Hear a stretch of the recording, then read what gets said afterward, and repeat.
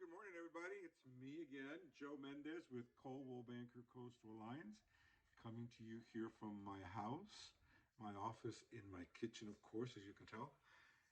Guess what? It's my morning cup of Joe. So, I am going to try to do these definitely on Mondays.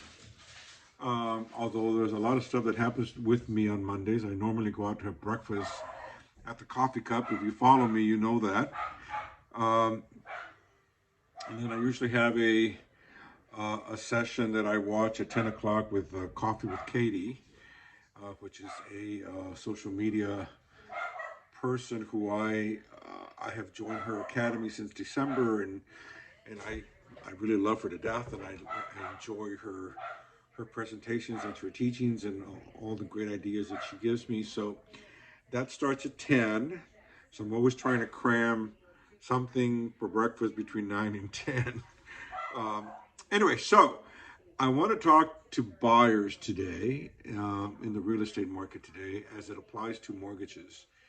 What is the very first thing that you should do if you're a buyer that's contemplating buying something? The very first thing that you need to do is know how much you are qualified for depending on your financial situation, your credit score, how much money you have. It's a good idea to know that because otherwise you're out there looking in the MLS for properties that maybe you might not be able to afford. So it sort of makes things very frustrating and in the long run doesn't help you out at all.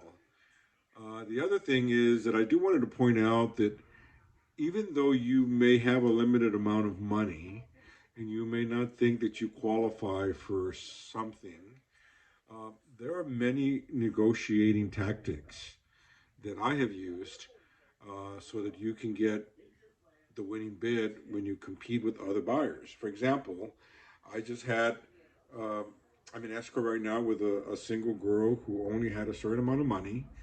And she has been looking for quite a while. She's made multiple offers with other agents. She came to me. I pretty much looked at her situation, how much she had, what she qualified for. I pre-qualified her with my lender because there was a little bit of confusion or iffy things with the other lenders that she had used. And so finally, we were able to pinpoint exactly what she qualified for. She couldn't go over more than 425,000.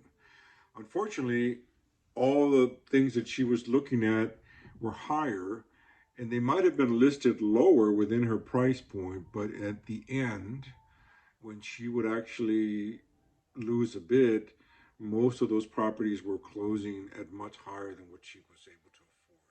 Not by much, but enough that she couldn't afford them because of her limitation on what she qualified for. But I talked to her, I explained to her, I showed her what are the places that she was looking at, what they were going for, what the places she had looked at before, what they had sold for, and I was able to show her that even though she only had a certain amount of money, there were other tactics that she could use by which to get a place.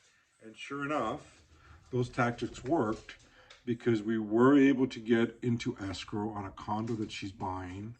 We were not the lowest bid, but because we used other negotiating tactics, she won the bid and we are in escrow. And now we just finally got final loan approval on Friday. And now we're actually going to accelerate the closing because we want to close soon, which will allow the sellers to go out there and look for property because it was a contingency sale.